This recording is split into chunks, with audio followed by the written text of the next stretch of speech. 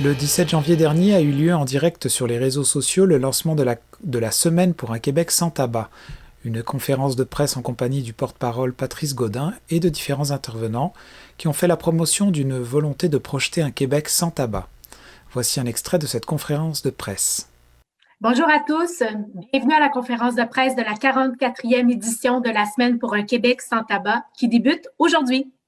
Je me présente, Annie Papayoriou, je suis la directrice générale du Conseil québécois sur le tabac et la santé et nous sommes les instigateurs de cette belle campagne.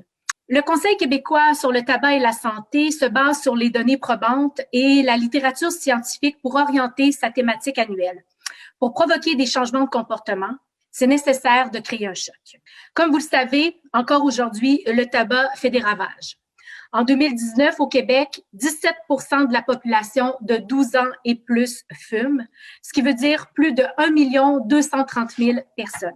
J'invite le docteur Nicolas Benoit, gastro-entérologue, membre actif de l'Association des gastro-entérologues du Québec et président du comité digestif de cancérologie du CIS de la Montérégie-Est, à nous en dire davantage sur les conséquences physiques des cancers de l'appareil digestif causés par le tabagisme qui sont au cœur de la semaine 2021. Dans les dernières années, on a beaucoup parlé des liens de la cigarette avec les maladies cardiovasculaires, les cancers pulmonaires. Mais je pense qu'il est temps de faire la lumière sur les cancers digestifs qui sont méconnus, mais combien dévastateurs.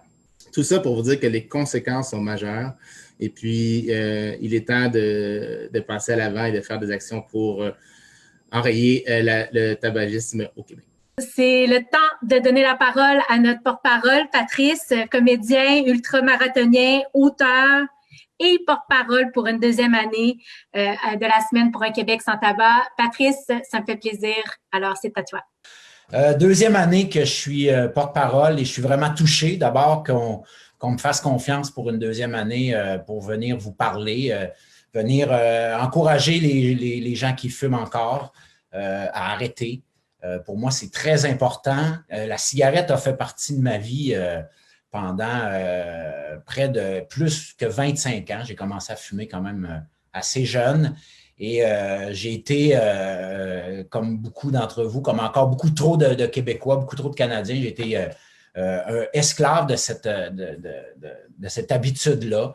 Et je vous le dis, moi, ça fait 13 ans que j'ai arrêté de fumer. Ça va faire 13 ans là, dans quelques semaines.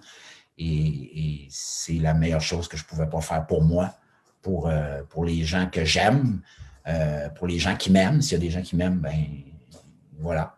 En effet, comme le mentionnait le docteur Benoit, arrêter de fumer réduit les risques de développer l'un des 5 types de cancers digestifs causés par le tabac. En conclusion, j'invite les fumeurs, les ex-fumeurs et non-fumeurs à poser un geste concret pour réduire l'impact de cet important problème de santé publique. 1 700 $ en prix. Tous les dimanches, 12h30, jouez à votre super télébingo.